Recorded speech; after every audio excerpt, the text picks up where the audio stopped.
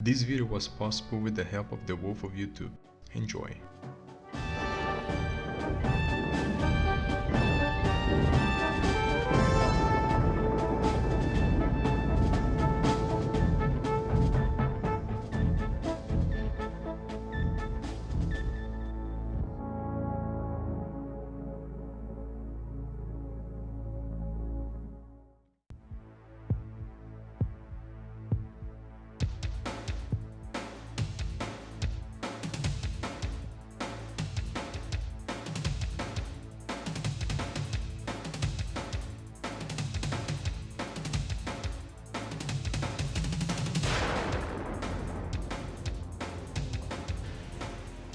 Always near the front line, the Harrier is the embodiment of close air support.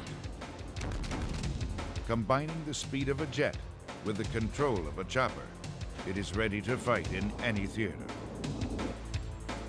But in the Persian Gulf, its role as protector will be tested as never before. This is incredible.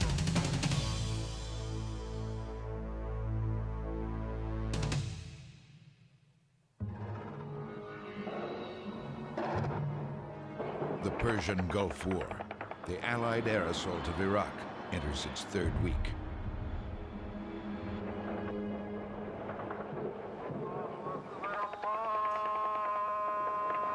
Saddam Hussein, his army, and his people are subjected to a seemingly endless bombing campaign.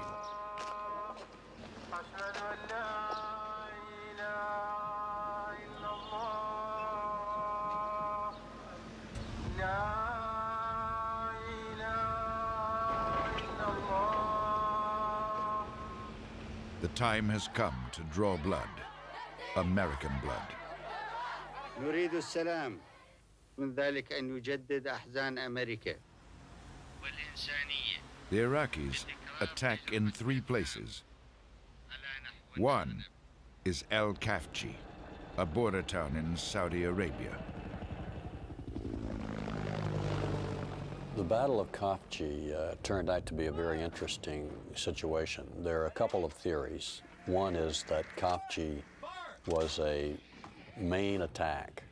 In other words, a major effort by Saddam Hussein to attack into Saudi Arabia and to disrupt the buildup of American forces. The second is that it was some kind of probing attack for less important reasons than the commitment of troops to a main attack. I think over time I've come to believe that it probably was a major attack on his part.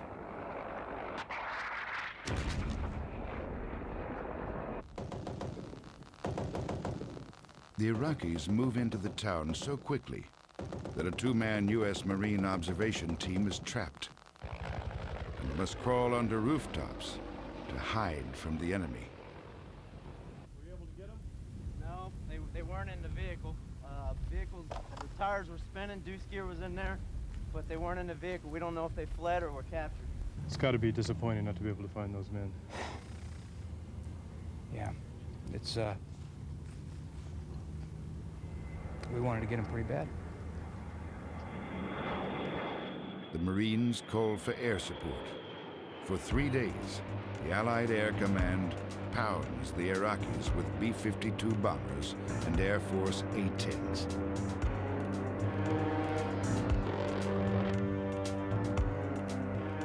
There is another plane in this fight, the Harrier.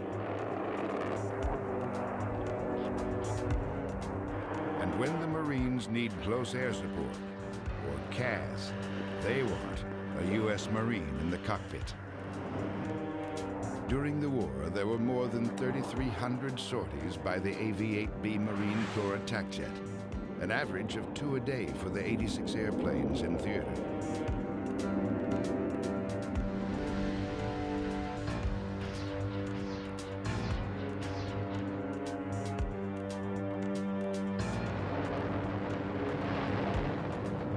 The airstrikes around Al-Kafji devastate the Iraqi tanks and artillery. For 2 days, there is heavy and close street fighting between the Iraqis and Allied forces to take back the town and free the trapped Marines. The great benefit for the Marines in the Harrier is that it's on station now. It is close to the battle line, minutes away instead of hours away. It's able to be there when you need it. And that's the Marine philosophy, is get the grunts on the front lines now. And those guys in the cockpits are grunts. You know, they understand the mentality of being close and being available. Throughout the war, the Harriers are based in 2 locations. One, a soccer stadium in Saudi Arabia, hastily converted to accommodate the Harriers and support troops. The Harriers are based so close to the fighting that they never require aerial refueling. Astro Center, Snow 1-2, establish Angel 7. Harriers are also aboard ships sailing in the Persian Gulf.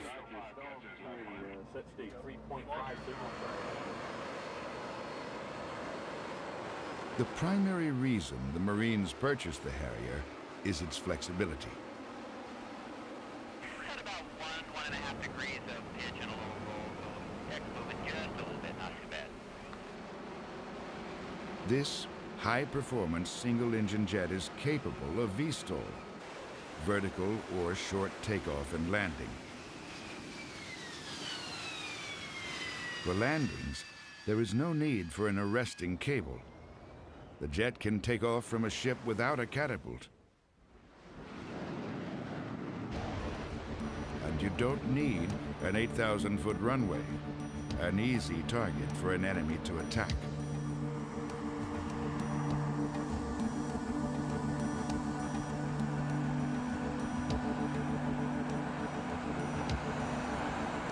It is the jet that dazzles the airshow crowd.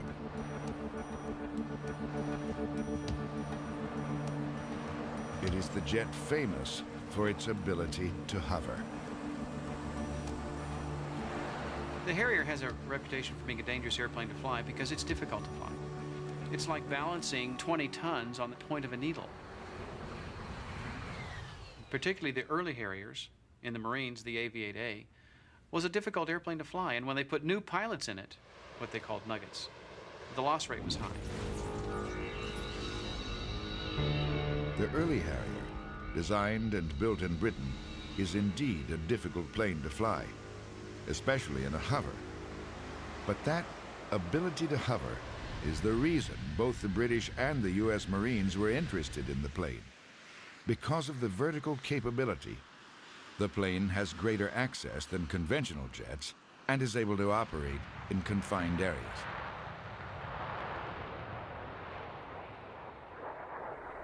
Marine Corps' mission remains what it has been for the last several decades, and that is to be the nation's force in readiness. We're the 911 force. When you call, we have the capability to respond anywhere around the world, and that's the way we tailor ourselves, and that's what we train for. Today's Harrier pilots train with the Marine Expeditionary Unit, an armada with troops, tanks, and artillery. They sail for 6 months at a time into the world's hotspots. The mission is simple: be close and be ready to go ashore and fight.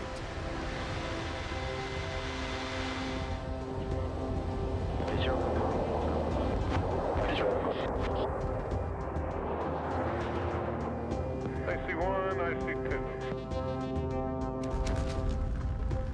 Very nice, isn't it? I love it.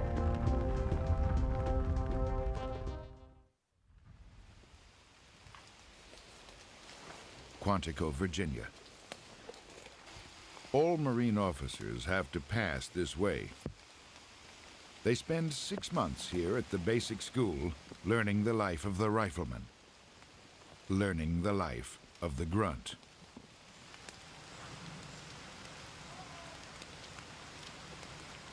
One Zulu, this is one Papa. Anchorage, over. Among the ranks of these second lieutenants are future aviators. Roger, out. In battle, they will be called upon to fight for the life of the men on the ground. Though this may be as far from a cockpit as any human could be, it proves that first and foremost, they are Marines.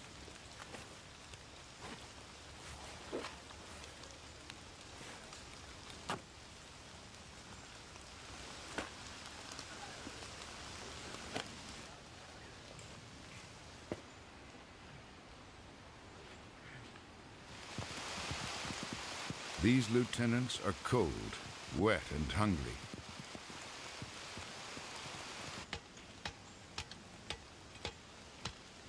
In the rain and in the mud, more tired than they have ever been, they must prepare for an attack.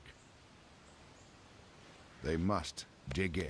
Okay, we're going to build that parapet up in front of his aiming stake so that something can't penetrate through here and get to him. And that's what we want with all the holes. This soft earth, sir, will be able to stop around? No, it's going to take about 3 feet of packed earth to stop around. Okay. So you're going to have to take and occasionally pack this stuff down all the way back in order to get it to stop around. Marine aviators first have to become qualified ground combat commanders and have to prove themselves to be capable in doing that. So they go through the basic school like every other grunt. None of the other services do that. Hadn't showered since Sunday night. They're out there in the freezing rain and mud, and there's a relationship that develops between the guys on the ground and the guys on the air that's based on a couple of things. One is the guys on the ground know that the Marine aviator up there in the air knows exactly what he's going through, the conditions in which he's working, and what he's trying to accomplish. And the guy on the ground knows that the guy up in the air knows what additional kinds of things need to be done to get the mission accomplished. So those two are in real close sync. The second thing is that because the Marine Corps is a small organization, there may be 8,000 captains in the Marine Corps, for example, so that the captain on the ground, when the Marine aircraft arrive overhead and somebody comes up on the net, he knows that guy. He went to basic with him. He slept out in the mud with this guy. The United States Marine Corps is the only fighting force in the world to integrate air and ground forces to such an extent. The Marines have their own fixed-wing force, 7 squadrons of Harriers among them. If you go back far enough, the Marine Corps was faced with a dilemma, and this was kind of after Korea. We had learned that air power was a very useful tool for ground forces being able to maneuver and bring firepower to bear where they wanted it. And the most probable use of the United States Marine Corps was going to be third world countries or places we had never even heard of. And that means that it's very hard to get there. And one of the things that happened is the ground forces shed some of their artillery and said, that's hard for me to get to various places. It's also hard for me to haul around with me. But if aviation can provide the firepower that the artillery used to, then I'm free to maneuver in a lot more free fashion. We took that up. We said, we'll do that. There are close to 400 Harrier pilots in the Marine Corps. Pilots are chosen because of their high marks throughout 2.5 years of training in both classroom and cockpit. The AV-8B is an unforgiving airplane, and so too the guidelines that determine who will fly it. Score below a certain mark, and you fail to qualify for the Harrier community. The Marine Corps instituted this policy to minimize the risk for disaster.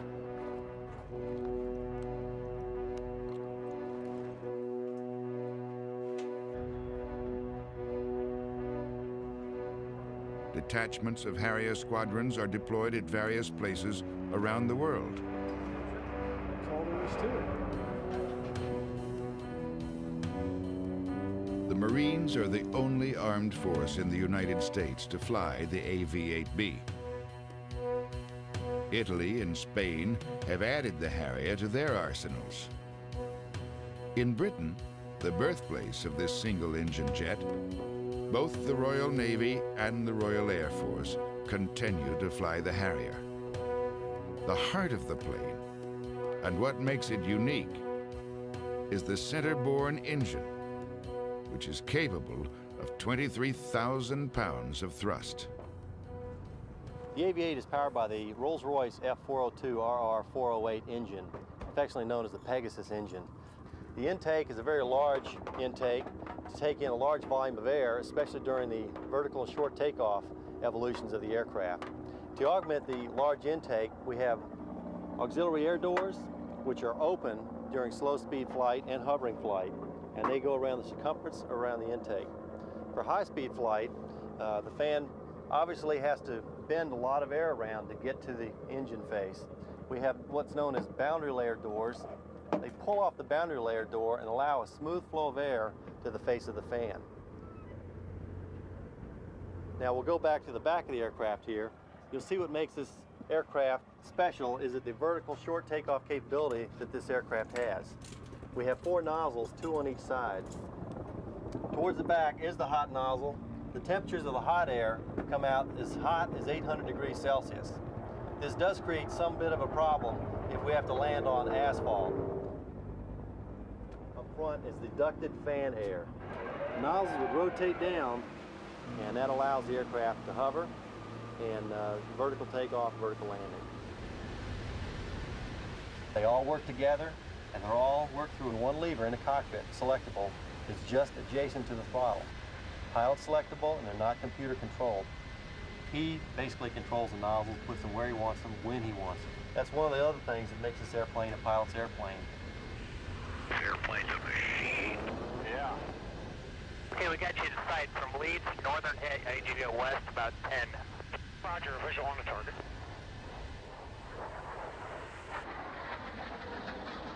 Yeah, I like that one better.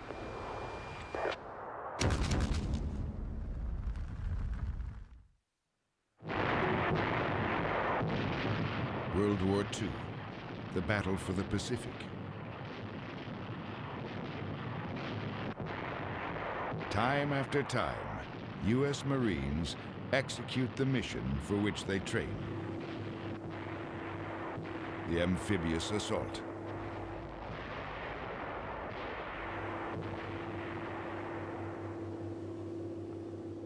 They wade ashore and fight at places like Tarawa, Saipan, Iwo Jima. It is the same at Incheon, Korea. The Marines are an invading force. When they go beyond the reach of their own artillery, they need firepower.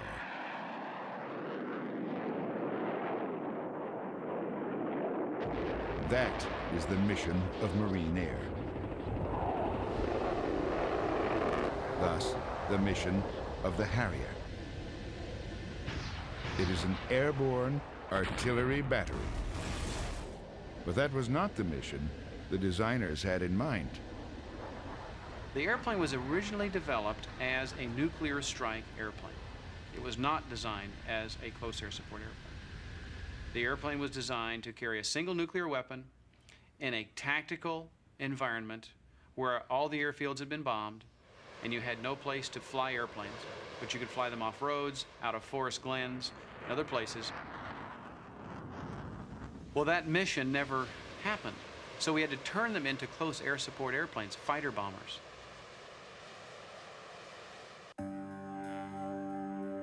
The Marine Corps bought the Harrier from the British in the early 1970s, and the first squadrons were formed. Because the jet has a reputation of being tough to fly, many of their best pilots rotate into the newly designated AV-8A. We handpicked the first people that went into it. The thought was, well, let's try it, let's test it, let's get 3 squadrons worth. And that will give us enough to check out the operational characteristics. Because if we could make this work, it did exactly what we wanted. At the end of 3 years and no accidents, the system came back and said, you guys must have been wrong. It can't be hard to fly. Look, this is wonderful. And so instead of gradually introducing different people to it, they just opened up the floodgates. And within the next 6 weeks, we had crashed 3 airplanes and killed 2 people.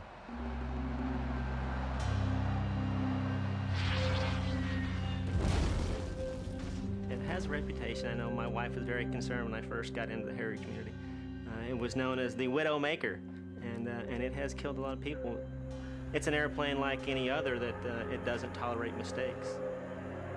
And they found really they needed a pilot with a lot of jet time, a lot of high performance, high speed time, so that his brain was up and moving all the time. And they finally made an issue out of it, not assigning nuggets to Harrier squadrons, and the loss rate went down.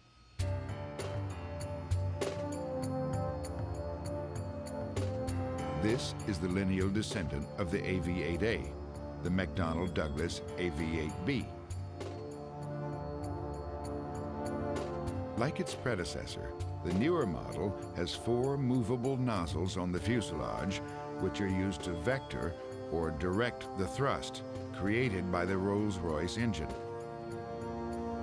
The cockpit was raised, and the bubble canopy gives the pilot greater visual range. A computer-assisted reaction control system was added to the plane to help keep the pilot out of trouble. When they redesigned the Harrier, from the AV-8A to the AV-8B, a lot of the dangerous characteristics disappeared. They did engineer a great deal of user-friendliness into the airplane. It's an easier airplane to fly. It's slower.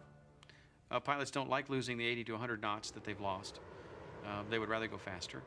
But it can carry more weapons, and it is certainly not the puckering airplane it was before.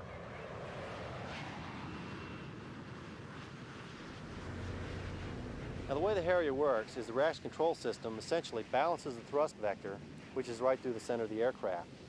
Now, if you think about it, it's all this thrust, it's kind of like balancing on the head of a needle.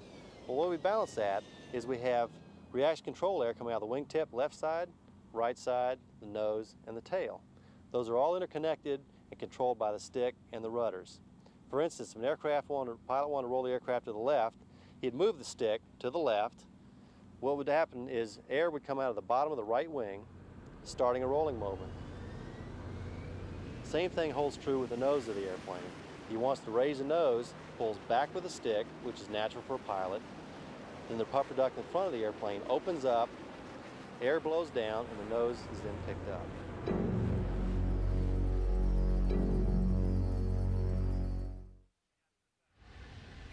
Good morning, Astro Center, Snow 12, single AV-8. Currently at Angels 17, negative sweet lock. Those are 8 copies, and I may need to ask you for a higher marshal to stay out of the clouds. August 1990. We'll give you a lat long. 12341 north, 7651 west. Snow 12, copies on. Marines and their Harriers will face the ultimate test of their plane and their training as they fly off to war for the first time. Harrier squadrons and their pilots, along with 90,000 fellow Marines, join the fight for Kuwait.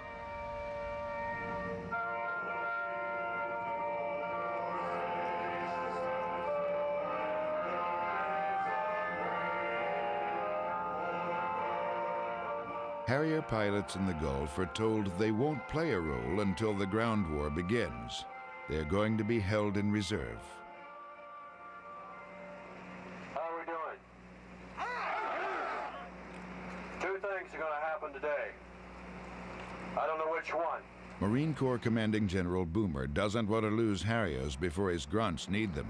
Let me give you the proposals that are before Saddam Hussein, so you understand what his choices are. All throughout the planning, I had one major overriding fear, and that was that we would get caught or held up while breaching minefields.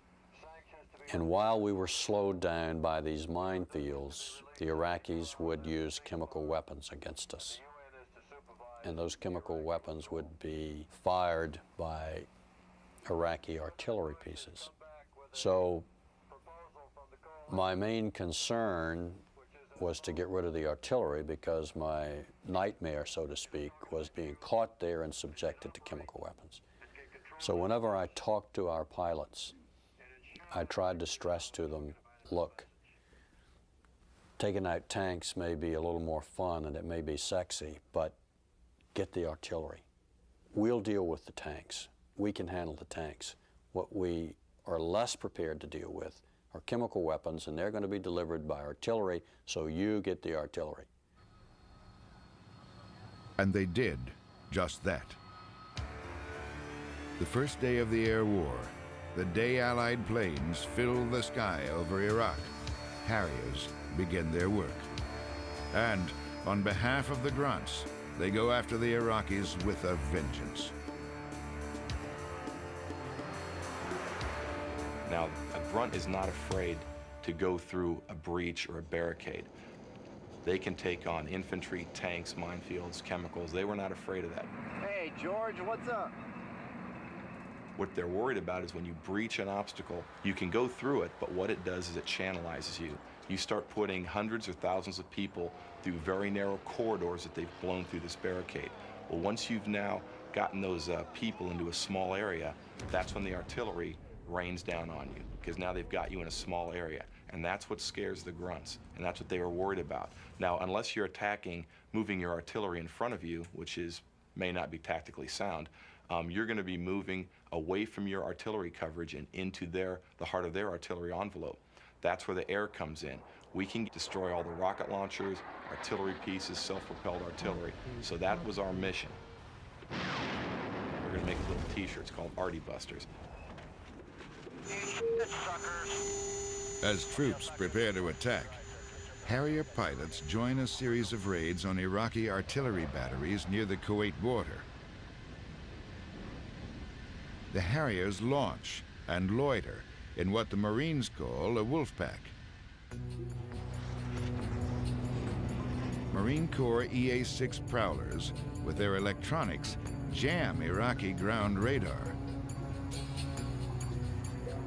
Marine artillery sneaks up to the Kuwait border, undetected because of the jamming by the EA-6s. The artillery opens fire and attacks Iraqi artillery positions.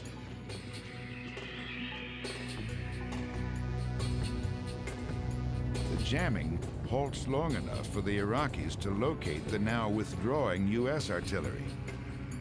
The Iraqis attack, firing their guns. And those muzzle flashes are seen by a Marine pilot in his FA-18D, who directs the Harriers onto the enemy guns. Okay, I see where lead fits were, and I'm following kind of a dark road to the west, inland. Roger. About 5 miles from the target. The goal of the mission is not just to destroy enemy artillery, but his morale as well. To let the Iraqi soldier know that every time he fires his artillery, an Allied airplane will attack within seconds. While the Harrier is capable of dropping TV and laser-guided or smart bombs, in the Gulf, the cluster bomb, or CBU, is the weapon favored by the Marine Corps. They drop more of these than all services combined.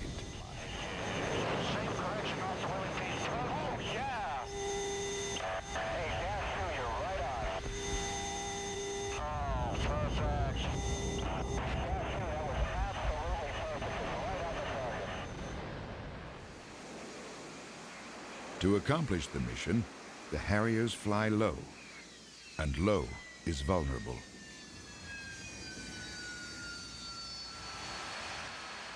The Harrier has one engine. Knock it out, and most likely, the plane is lost. A heat-seeking, or IR missile, will home in on the Harrier near the center of the fuselage, near the rear nozzles, or hot nozzles. An area of the plane which can reach temperatures as high as 1,400 degrees Fahrenheit. We learned a few things out of it. We used to think that if you went 450 knots or above, you didn't have to worry about getting hit by an IR shoulder-mounted weapon. That's no longer true. Harrier pilots are hit hard in the Gulf by the heat-seeking missiles of the Iraqi forces. One is Captain Craig Berryman. I felt just a big thump on the side of the airplane and heard this huge explosion, and the airplane went end over end. I started seeing the ground rushing up toward me, and I'm thinking I'm going to have to make a decision here pretty quick as to whether I'm going to punch out of the airplane or whether I'm going to just stay with it.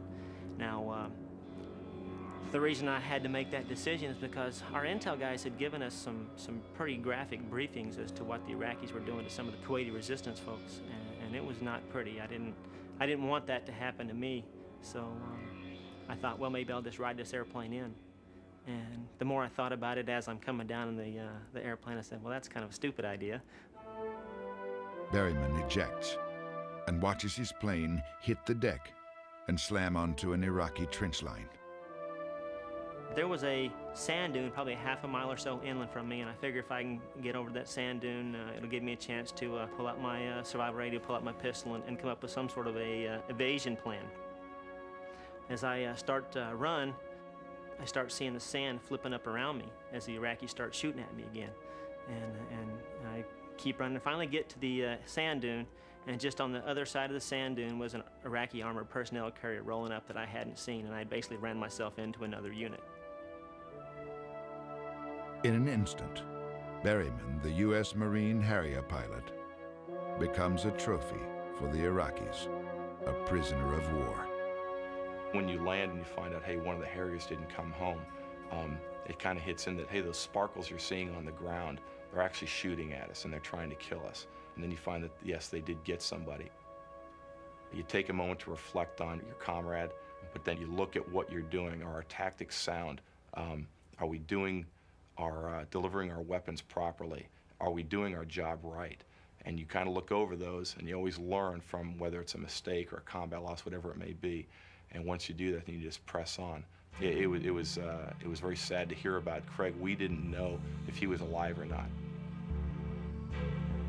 Berryman is taken to Baghdad, where other captured American pilots are held.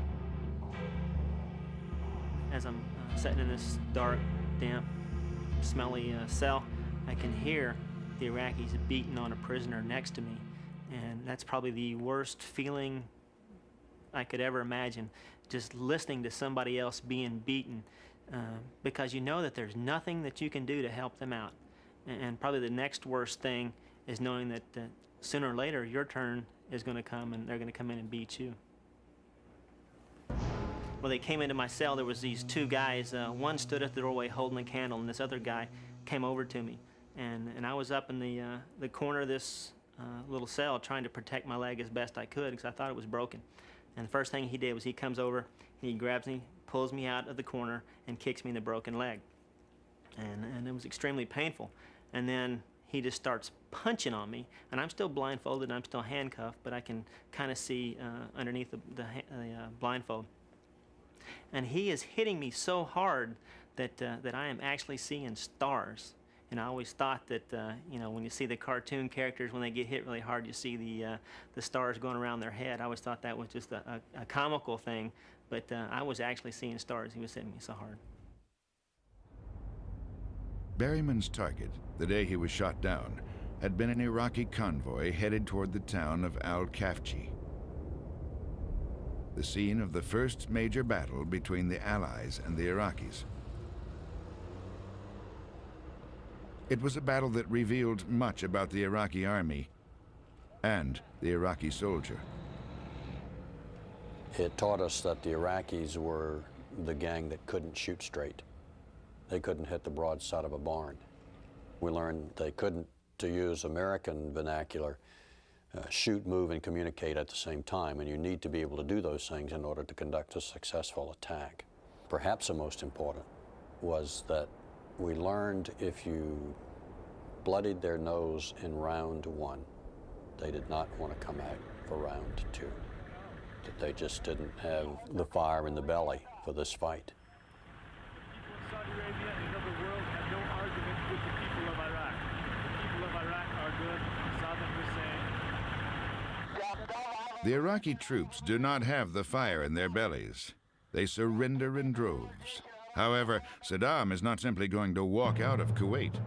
The Allied invasion spans the Saudi border with Kuwait. The U.S. Marine Corps battle plan calls for a two-pronged attack to engage the enemy head-on. The United States Army will sweep in from the left behind the Iraqis and destroy the Republican Guard.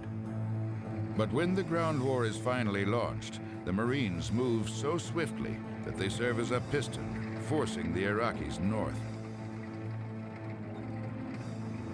The day that the ground war kicked off, I flew 4 missions throughout that day, the first day. And it was pretty interesting because initially, early on, as we'd be flying up over the border, you could look down and you could see just lines of logistics and tanks and Marines getting ready to go through all the breaches. And by the time I came up for my second sortie, it looked like Rat Patrol hauling butt across the desert there.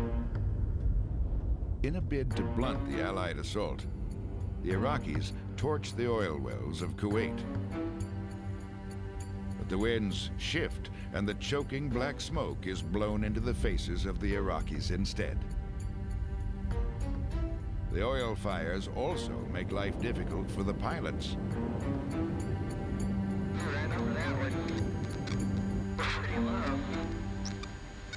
This is incredible. Is it? Yeah. I'm climbing back up. The smoke and the haze from all the oil fires, we had to get down below it. We're a visual bombing aircraft, so we really had no means to bomb otherwise without just simply dropping on a coordinate, and that's not very accurate. So we press down through the clouds, through the smoke, and once you're underneath, you're very vulnerable. It's pretty easy for a guy on the ground to pick up an aircraft that's silhouetted against a cloud cover. So that was a little bit uncomfortable feeling. Flying under the clouds becomes more than an uncomfortable feeling for Captain Scott Walsh. First thing I noticed was this huge explosion, the plane jerked, and I looked down and all my lights had lit up red. It looked like a Christmas tree in the cockpit. And getting the red lights is not good, especially the big one that says fire. And I looked over my shoulder and it looked like a Roman candle coming out the wing. A nearby Marine in his FA-18 flies in close to help Walsh. There's not much you can do for a guy when he's on fire alone in a plane, but just having them coming up beside me and talking to me really gave me a lot of peace of mind and so on. And I thought about ejecting initially, but I remember my father had always told me, fuel burns and vapor explodes. Captain Walsh flies for 10 minutes on fire. I was trying to find a road. I thought, hey, I can land this plane anywhere. I fly a Harrier.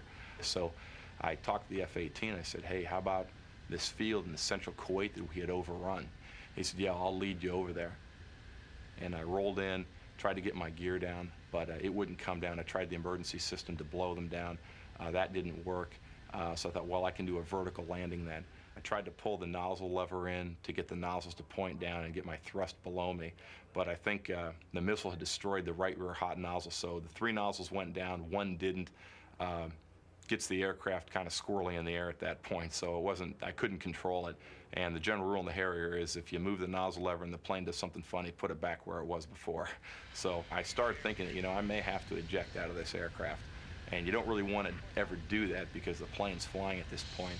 Right about the time we were talking about this, the hydraulics bled out completely, the stick froze up, and the nose pitched up and rolled uncontrollably, and the Hornet started yelling at me, hey, eject, eject, eject. So I said, hey, I'm getting out now, and I said something. Walsh briefed his squadron on what happened next.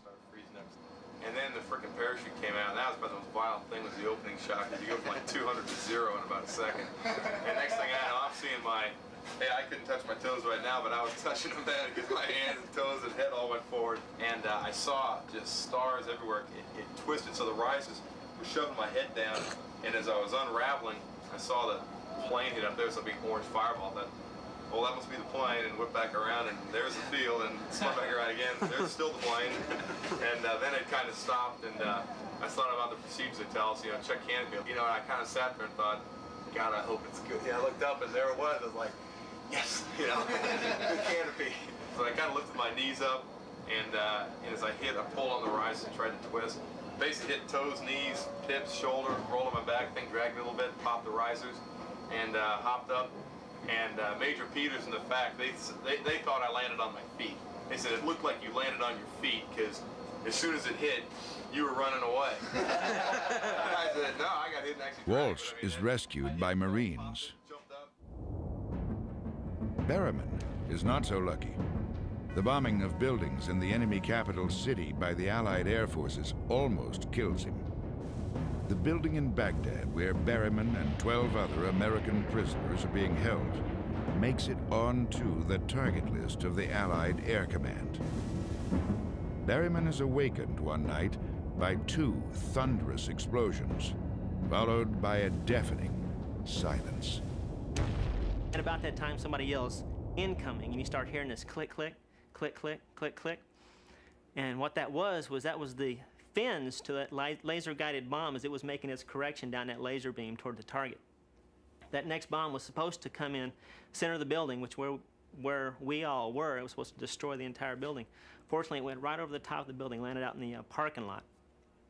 It exploded out in the parking lot, and this huge fireball came into the window where it had been and just went in the room and then sucked itself right back out. Just the most incredible thing I'd ever seen.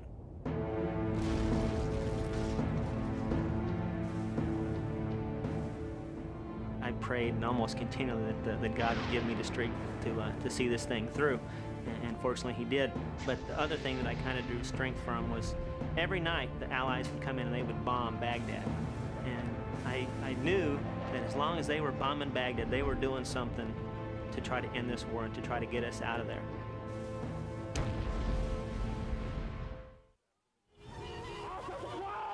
Three days after the ground war begins, the Marines control Kuwait City. In one of the war's more memorable photo ops, it is the Egyptians who liberate the city. But it is the Marines who lead the way. Kuwait is liberated. Iraq's army is defeated. Our military objectives are met.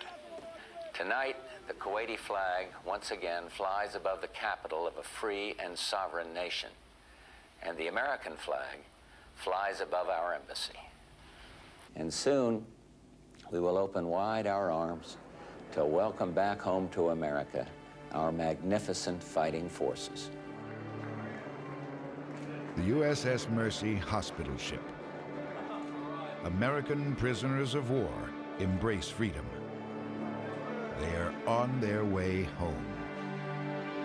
Of the thousands of sorties flown by Harrier pilots, a total of 5 planes were lost.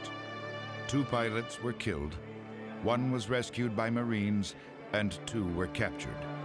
It is not until the prisoners are released that the Marine Corps learns that Captain Craig Berryman is alive. My wingman, all he had seen was my airplane get hit, and he had seen the airplane explode and hit the ground, hadn't seen a parachute. So he went back and he told my squadron that he hadn't thought that I had gotten out of the airplane. And that same word got back to my family and my wife that I hadn't probably gotten out of the airplane. So for 37 days, they were being told that I probably wasn't going to be coming home. And it was probably hardest on my wife of all, just not knowing whether I was dead or alive. Captain Harry M. Roberts, United States Air Force. Captain Russell Sanborn, United States Marine Corps. Hello, sir. Captain Michael C. Berryman, United States Marine Corps. When the word came down that, hey, Raz is alive, he's a POW, and he's been held. And we knew we probably didn't get the greatest treatment, but he was alive, and we were getting him back, and that was a wonderful moment. Despite their harrowing experience, even downed Harrier pilots swear by their plane. Loyalists say the plane is unique, ahead of its time, and plagued by an undeserved reputation. To others, it's a widowmaker, a difficult, even dangerous airplane to fly. Don't tell that to the Marines. Ground commanders of the Marine Corps during the Gulf War praised the Harrier. Throughout the war, Harrier pilots flew the close air support mission. They were there to support the grunts. They are, after all, Marines. Marine pilots are famed for having very, very big egos. And they'll get into a bar discussion with grunts, and they'll talk about how the grunts are 4-mile-an-hour men and how they're not smart enough to come in out of the rain. And all this kind of easy banter goes back and forth. But when it comes down to doing an operation, the guys on the ground depend on the guys in the air, the guys in the air depend on the guys on the ground, and there's this mystical identification between the two. Marine pilots wear helmet covers that are camouflage. Now, they wear a helmet cover so their helmets don't scratch the canopy, but why do they wear camouflage? It's a badge of pride and identification with the guys on the ground.